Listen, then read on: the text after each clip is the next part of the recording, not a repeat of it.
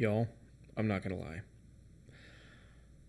I am fucking exhausted. So the session that you're about to see here in a second is going to be pretty representative of what it's like to just kind of grind away. It was a decent session, but it wasn't anything spectacular. So a little bit of folding, a couple of small pots, one or two big hands, and is definitely going to be more representative of how probably most poker sessions go. I know we all really like to see the big splashy pots and huge amounts of money flying around the table, but in reality, most sessions are just kind of a grind. You get to this table, you sit down, you rack your chips out, and you just grind and grind and grind away.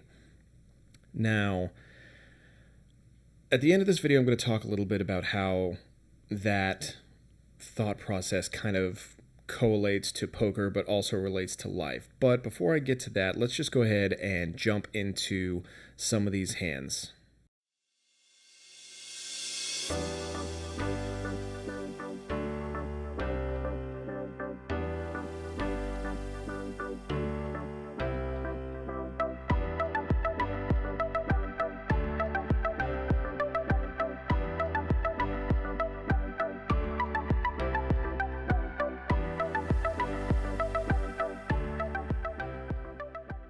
Alright guys, let's get into these. So our first hand, there's a straddle under the gun to $5. The +2, low jack, and the hijack limp, and we are sitting on the button. And we look down at 10 of spades, 8 of spades. This is our very first hand of the session, so I'm still trying to get everything set up. So I just go ahead and limp, and we head off to a flop of ace, 7, 9 with 2 hearts. Action checks around to me, and again, I'm still trying to get I'm just getting the camera set up. I haven't really had a chance to take in exactly what's going on, so I just go ahead and check. Turn comes the jack of hearts. Normally I'd say Yahtzee, except for that also brought in the flush draw, and since we are still 5 ways, not super great. So it checks to us, and we just go ahead and lead out for $15, and we get a call from the hijack and the cutoff. The river is the 9 of spades, so now we have a front door flush that completed on the turn and the board paired on the river. So when action checks to us, we have a decision to make. We can either try and fire out for value of some kind, maybe see if we could get a 9 to call us, but unfortunately, the biggest sticking point for us is that made flush draw on the turn. We kind of let that come in without too much resistance, so there's also a likelihood that somebody calls us with something like 5, 6 of hearts that may have limped in early or something along those lines. So we just go ahead and check it back, flip over our straight, and take down the pot. For this next hand, we are sitting in the big blind, and we look down at queen, jack, offsuit. Under the gun, +2, the low jack, the hijack, the cutoff, and the button, and the small blind all limp. So we go ahead and check, and the flop comes out pretty favorable for us. The flop comes queen, queen, 5. Small blind checks, and we go ahead and check. We're 7 ways. There really isn't a reason to bet right now, especially when we have so much of the board locked up. So we check, and action goes ahead and checks around. So we go off to a turn, and the turn is a 3. So it doesn't really improve anybody out there. We're still got the board pretty locked down. So we go ahead and bet $15, and the under the gun player, the low jack, and the button all call. So we head off to a river, which is a deuce. We go ahead and we lead out for $25. The under the gun player folds, but the low jack jams all in for $72. We go ahead and snap call and flip over our queen jack, and he sheepishly flips over queen 8, and we scoop this one down. Alright guys, it is time for our first blunder of the night. We go ahead and look down at queen, jack of diamonds, and decide to limp under the gun. Action gets around a middle position, who also limps. The button, small blind, and big blind come along, so we go off to a flop of queen, jack, 3, all clubs. Okay, not too bad. When the big blind leads out for 12, we've got top 2 pair here. We could probably peel, but we're not super loving it. And then the middle position player decides to raise to 60. Well, fuck. I mean, This player hasn't played a whole lot of hands, and I can't really think of anything else that she might have at this point. Like, that's basically a flush or nothing. So I consider my options. I could re-raise, maybe represent the nut flush, but the only things I can think of are nutted up hands. There's absolutely nothing that she could really be bluffing with on that board. She could have the ace of clubs, but that also means that she has outs to my over 2 pair. So ultimately, I just decide to make a bit of a nitty fold. Let me know down in the comments what you think. If you think that this was a way too nitty fold, or if this was the right play against someone who hasn't played a whole lot of hands at the table. Moving on to the next one, and we look down at pocket queens in early position, and we go ahead and raise it up to $10, and we get the low jack, the high jack, and the button to go ahead and call us. So we go off and we go 4 ways to a flop that comes ace, 3, 5, 2 hearts. We go ahead and we check, and action gets over to the low jack, who opens for $30. Seems pretty big, but then the button raises to 75. Well, on an ace-high board multi-way, there's a good chance that at least one of my opponents is going to have an ace. So unfortunately, as pretty as our hand is, we have to go ahead and let it go and just move on to the next hand. Alrighty, for this next one, it's been very clear during this session that the table is pretty limp heavy, pretty passive as far as raising goes, but nobody seems to be too afraid of an initial open, because even if somebody opens to $15, $20, $30, whatever it is, we always seem to be going multi-way to a flop, which is no different from this hand. So the under the gun, the low jack, the high jack, all limp. And we're sitting in the cutoff with king 8 of spades. We go ahead and limp as well because we know somebody's going to be making a small raise at this point, and the button is exactly that person. The button goes ahead and raises to $15, and every single one of us calls. The flop comes out, king 10 deuce rainbow. Action checks to us, and we could lead out with top pair okay kicker here, but again, we are multi-way, so probably best to check it around and see where action's going to come from, especially since the button was the one that did the initial raising preflop. So we check, and the button also checks. Turn is a jack, so it checks around to us. And again, we don't want to take the lead here per se, because again, the button being the preflop raiser may have hit that jack, and if he did, we don't want to scare him off. So we go ahead and check, and that's exactly what happens. The button bets $25. Action folds around to us, and it's a pretty simple call at this point. Top pair, okay kicker.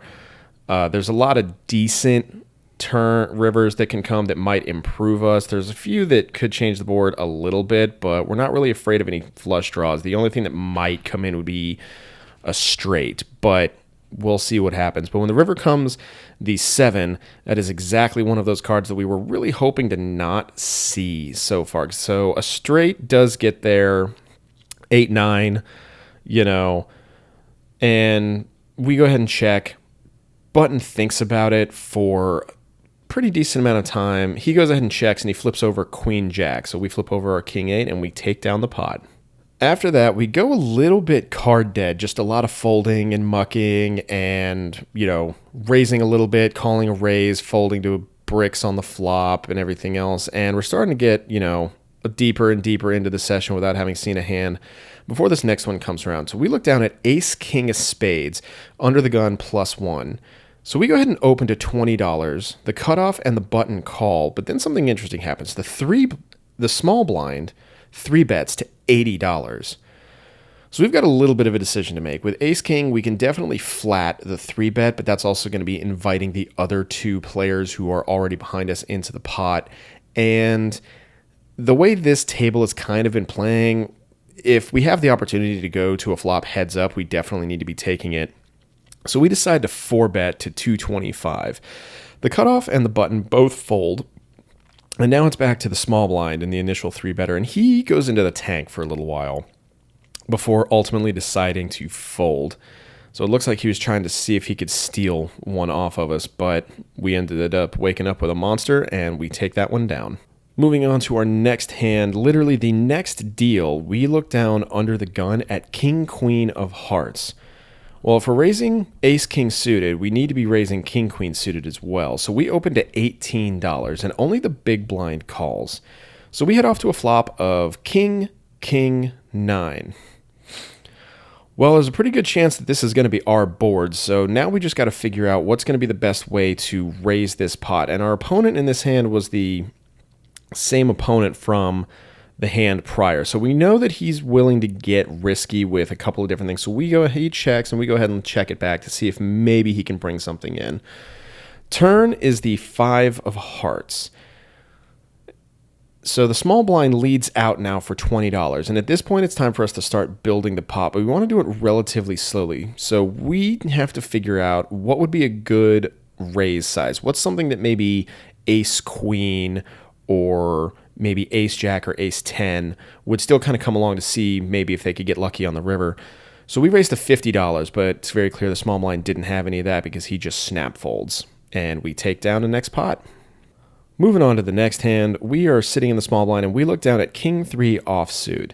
Action folds around to the button, who limps. We go ahead and limp for $1 and the big blind checks. So we're going off to a pretty cheap flop, which comes Queen, King, 6. We're out of position, so we just check in flow. So we check, the big blind checks, the button goes ahead and bets $5. Trivial call for us, big blind folds. Turn gets a little spicy. Turn is a king. We check, the button bets $15. We go ahead and call. River coming now out is the 5. At this point, we've got trips. We've got a pretty weak kicker, but not too worried about him also having a king with the way action is taken. So now we've got to figure out what is something that we could get a queen to call us with. We go ahead and bet $75, but it seems like that was just a little bit too much because the button just goes ahead and folds. So for this next hand, the +1 position limps, and we are under the gun +2, and we look down at ace 9 of diamonds. We go ahead and raise it up to $12, and the low jack, the hijack, the button, both blinds, and the +1 player all call. So we go off to a giant family pot, and the flop comes 5, 7, 10 with 2 clubs. It checks to the button, who goes ahead and leads out for $40. The decision for us, I think, on this one is relatively easy. We don't have any backdoors. We have 1 over to the board, but no straight draws or anything like that. So we just go ahead and fold and move on to the next hand. Alrighty, we're a little late getting the camera up on this one. There's a straddle under the gun for $6, and we look down at ace king suited of clubs, and we go ahead and raise it up to 20. Action folds back around to the straddle, who calls, and the flop comes pretty favorable to us. Flop comes King 3 deuce. Straddler checks, we go ahead and start reaching for chips, but before we can even get them into the pile, he folds, and we take down the pot. So the next hand, there's a straddle under the gun. It gets over to the low jack, who limps. We look down at 9-7 of clubs, and we decide to go ahead and limp in the cutoff as well. Basically looking to just call some kind of a raise that might come in from maybe the button or one of the blinds. The small blind limps, and the straddle does exactly what we were expecting and raises to 20. The low jack goes ahead and calls, and we also call, and the small blind folds, so we go off to a flop of King 9-7, 2 diamonds. So it checks to us, and we go ahead and bet $30. Both the under the gun and the low jack player call. Turn, not so good for us, the 3 of diamonds. So the flush draw does get there. Action once again checks to us, and we go ahead and just check this one back for some pot control. And we get a pretty favorable river. The river comes the 9 of spades. Now the under the gun leads out for $25. The low jack calls, and we've got to figure out what our best move is here. We're definitely going to raise. The question is by how much. Seeing as how the front door flush got there on the turn, but nobody bet, it's probably pretty unlikely that anyone has a flush, or if they do, they have a very small one. So the real question is, what kind of a raise can we put in that would get something like king queen or ace king or king jack or a decent king to maybe call down with? It's very clear both players have something on this board. So we go ahead and we raise it up to 105.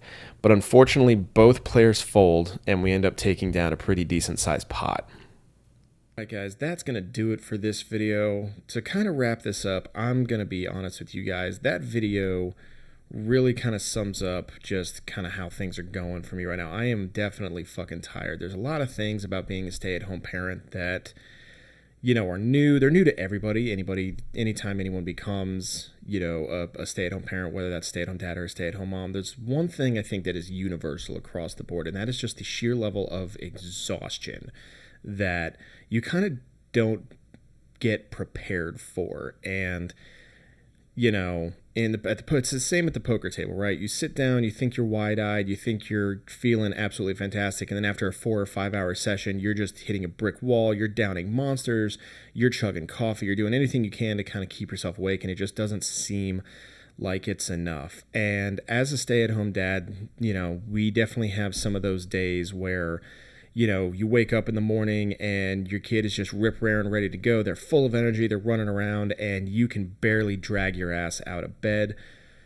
You know, but you have to, because that's your job. You're the parent. And some days it's a lot easier to put on that happy, smiling face and face the world and run around with your kids. And then some days it takes everything you possibly have within you not to become screamy and yelly, and you're exhausted and you're upset and you have no idea how the heck you're going to get on with it. But, you know, for anyone out there who's experiencing that, just know you're not alone, and know that every parent is going to have rough days and you're going to be able to get through it. So that was kind of me today. I'm just kind of, you know, trying my best, you know, at the poker table, you know, trying my best here at home, and hoping that, you know, once I go to bed, when I wake up, it's a brand new day and we get to, you know, move on to the next bit. So thank you all for listening to my rant. You know, if you like the content, please like and subscribe. It really helps me kind of grow out this channel. This is my first day of the Bankroll challenge, and you know, the total numbers are probably going to be, you know, I'll have them right here as far as how far up or down we are as we move on to the next one. Quick thing, next week, there probably won't be a video next Thursday, just because, you know, I'm going to be flying solo as a parent this weekend, and it's going to make it really difficult to try and get out and get footage recorded. So may or may not have one, but I've got something special brewing here in the near future, and I'll probably talk a little bit more about it on the next one. So I appreciate y'all sticking around, and see you guys next time. Peace.